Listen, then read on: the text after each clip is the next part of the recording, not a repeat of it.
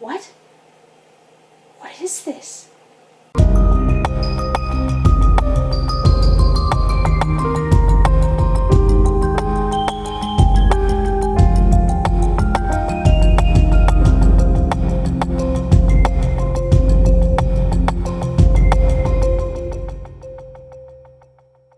Hello, welcome to Santa Fe Book Reviews. As usual, I am Tina. Today I am doing a massive book unhaul video. So, a couple years ago, pre-COVID, we renovated our entire main floor and I built this beautiful office here and I had to get rid of some books. So I did. I got rid of probably about 100 and then I ended up having to get rid of some more because I added my shelves. So it was a two-stage purge. So that being said, I haven't been to a used bookstore since pre-COVID. So these two books, these two boxes, I don't know what's in them. Chances are I will save one or two books. I'll be like, oh wait, actually I don't want to get rid of that. We'll see. I honestly have no idea what's in these boxes, other than like the ones that are just on the top. So, what am I getting rid of? Okay. Mystic River. I have read this. It was good. I think there's a movie based on it.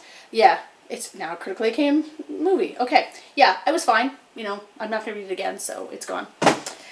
Let's see. I have a bunch of Robert Jordan's. Oh, this one's destroyed. But I'm getting rid of them because I have doubles. So I went to a used bookstore a few years ago and they had a whole bunch of them on sale for like $5 for like 10. So I'm like, I grabbed them all because you could only buy them in a stack. And then it turns out that ones my dad had loaned me, I had doubles of, so I'm going to get rid of the doubles. I don't know if they're going to take this broken one, but that's what Value Village is for.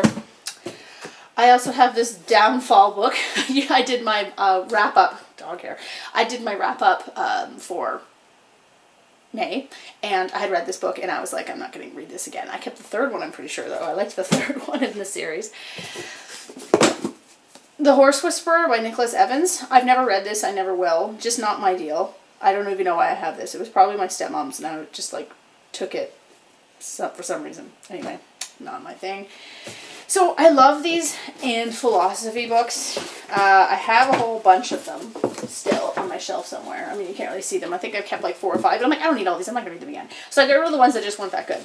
X-Men and Philosophy does not ask the questions that you're actually interested in about X-Men. It's not very, to be honest, it's not a very good collection. Dexter and Philosophy, mediocre show, mediocre book. I don't even know why I have that, so I'm probably bought it for me. Final Fantasy Philosophy was interesting, but the thing is, I started playing Final Fantasy. I didn't even play Final Fantasy 7. I watched my friends play it, kind of bits and pieces, and then I didn't start Final Fantasy till it was Final Fantasy 10. So, because I didn't have like a PlayStation when I was growing up, I only had Sega and N64. I mean, nothing wrong with N64. I still have an N64, but I didn't have a PS1. I only got a PS2. Anyway, there's the history of my Final Fantasy gaming. But so this really didn't apply a lot to me. The Undead in Philosophy is just kind of generic and not very interesting. And then, oh, this isn't one of those. This is this book. So I had this book a long time ago. It's called Hello, I'm Special, How Individuality Became the New Conformity. And this book was definitely a period of its time. Right now it probably would read as like some kind of a boomer complaint against millennials, and I'm just not interested in that, so I'm sending it away. What else is in here? I got this collection called Dark, which is just a bunch of short stories about murder and supernatural stuff, and I'm just like, it's not that good. Oh yeah, here's some more of the Robert Jordans that are doubles. Oh! What else is in here? Okay. First, let's talk about publishing for profit. So I have a certificate in publishing, and since I have my own little publishing company now, I went back to this book, but it's like from 2006 or something, so it's definitely dated, so I went and bought the new version. So I'm going to try to offload this on somebody. We'll see. If not, another Value Village donation. So, I have in here 1, 2, 3, 4, 5, 6, 7, 8 Terry Goodkind books. So I read these when I was in high school. Probably not a good thing to read when you're in your formative years because these books are quite problematic. They're also derivative, as I know now from reading a lot of science fiction. Did I enjoy them at the time? Sure. I enjoyed them because they were kind of, Denny, can you stop wandering around or you're going to go in the used bookstore? Yeah, anyway, I've got the whole, not the whole set, but I've got most of them here. The last one, what was it? I think I have the last one. Yeah. I've got Confessor, which came out, let's see when it came out, I have no idea. 2007. So yeah, I was... Okay, I must have bought this when I was 20. Yeah, because I probably want to finish the series. Anyway, I have no interest in reading the series again. I don't really want my kids to read them unless, they're older and can understand why they're bad. So they're going away. Someone else can suffer through Terra Good Kind. Yeah, so that's the first box that I'm getting rid of. Hopefully I can trade them in for some old school science fiction. That's my goal. Now this box is more of a mixed bag, I think. Shakespeare's 4 Great Tragedies. I already have like 8 copies of this, so I'm obviously getting rid of it for that reason. What's this? The Resurrectionist by Jack O'Connell. I don't remember what this is. I did read it. Journey of Fantasy. Yeah, this is a very kind of just mediocre book. I mean, I got it from the library for $1, so it's going to go to someone else for $1. I don't think the used bookstore will take it because it has library stickers on it, but again, Value Village. Waste and Choice, All That Matters. I don't think I'm ever going to read this. It seems interesting, but every time I pick it up, I'm kind of like, and then I just set it down, so I'm just going to give it up. Again, it was another, library purchase. I don't think this is supposed to be in here. This is a really cool copy of Robin Hood. Am I going to read this, though? Does this book spark joy? No, I don't know. I might get a cool, cool. I'll see how much they're going to give me for it. If they think it's a cool edition, then they're going to give it. It's a Reader's Digest edition, though, so I don't know. We'll see. We'll see. The World's Last Night by William Jovanovich. I don't know what this is. It's a World War II story?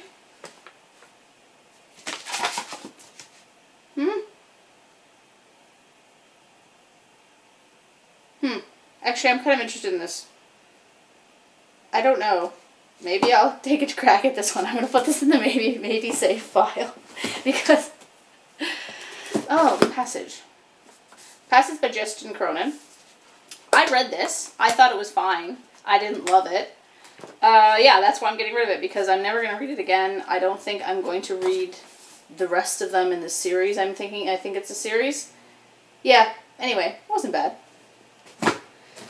I'm getting rid of A Portrait of the Artist as a Young Man because I already have another copy of this. And I like my other copy better, so that's why I'm getting rid of this. Apparently I paid $3 for it, so let's see if I can get $3 for it back. John Bunyan's The Pilgrims Progress. Can't talk. Yeah, I'm not religious at all. I think I bought this for... What's in here? I love when I find weird things. Apparently I got 113 pages into this. What is this? This is a ad that I was using as a bookmark for Seven Samurai by Kurosawa. What is this? Why do I have an ad for this? Was this to remind me to watch this? Ooh, 3 DVD set for $74.99. What a ripoff. Anyway, you should watch Seven Samurai. I've mentioned it before on the channel. I think it's a fantastic film. I'm going to keep this bookmark because it's kind of funny. Long Home by William Gay. I remember reading this and thinking it was fine, but I didn't love it again, so I don't need to keep it. The Taming of the Shrew. Again, I have another copy of this. Romeo and Juliet. I have another copy of this. I don't need that. Ghostwritten by David Mitchell. So I really like Cloud Atlas. I really liked Number 9 Dream. I love Number 9 Dream. But this one felt to me kind of a derivative of Cloud Atlas in a way. It felt like he was doing the same thing kind of again, just in a slightly different way. I don't know. I didn't feel a lot for it, so I'm going to give it back to the used bookstore I bought it from, I'm pretty sure. Second Sight. This was an interesting kind of time travel-y, alternate timeline-y book. It was okay. It was, I think I got it at it looks like it was a library book, but I'm pretty sure I bought it from another bookstore. Patricia McKillip's The Tower at Stonywood. I tried a million times to read this book, and I just can't get into it, so we're gonna give up. In Defense of Plain English, the Decline and Fall of Literacy in Canada.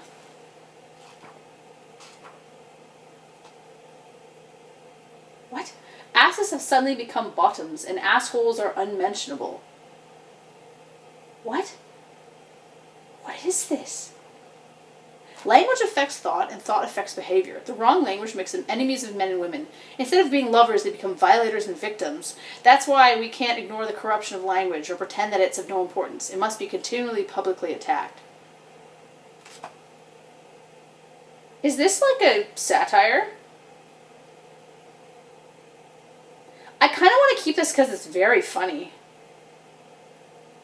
What makes this book unique is its complete lack of pretentiousness and its powerful plea for the return to plain English. What is this? Anyway. Jeanette Winterson's The Power Book. I have enough Jeanette Winterson. This one didn't really move me that much, so I'm getting it. Another Jeanette Winterson, Gut Symmetries.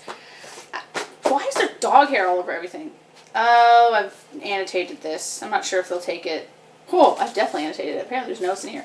Oh, because I read this in university in the genre class. Why don't we read this one and not Oranges Are the Only Fruit? I don't know. Anyway, we'll see if they'll take it. P.J. Woodhouse, Red Ho Jeeves. Definitely not the series for me. I read it in university. It was alright. I don't know. Salman Rushdie, Shalimar the Clown. I have 2 other Salman Rushdies. Midnight's Children and Fury, and I've read a couple other ones. I guess this one just didn't do it for me. I can't remember. If I can't remember it, then it's probably not memorable for me. Charles Dickens, The World of Charles Dickens. I don't really need a historical backdrop on Charles Dickens. I'm well aware of Charles Dickens. Mechanical Failure by Joe Zia. I can't pronounce anything, you know this. So this book, I liked this book, but it had a particular type of humor that didn't really resonate with me, so I don't see any reason in keeping it. It's got a pretty cool cover, though, but yeah, I'm not going to keep it just for the cover. Someone else will enjoy it, and so they can have it, so I didn't, yeah, there's a review of mine somewhere floating around. The Archivist, Martha Cooley. I got this because something to do with T.S. Eliot's letters, but it's really boring. It's like so dry. Yeah, you'd think I would have expected that, but no, I don't need that. I have this? Oh, it was my dad's. My dad's copy of Battlefield Earth. Apparently my dad's a Scientologist now. Yeah, no, I think I tried reading it and I got like 200 pages in. It was like, what is this? And then I realized who R. L. Ron Hubbard was. On the back it has pictures of the cast from the movie version. I should get really high and watch the movie. I bet it would be so funny. Weekend plans. Gearing up for the weekend. Oh. No, I kind of want to keep this. This book is wild. The whole thing is told in like question and answer. So the whole thing is an interview with a woman that has saw a strange thing in the sky called a maggot. It kind of sucks, but at the same time, it's kind of interesting. I might keep this one. Quick and the Dead by Joy Williams. I bought this a long time ago when I was in university, and I just,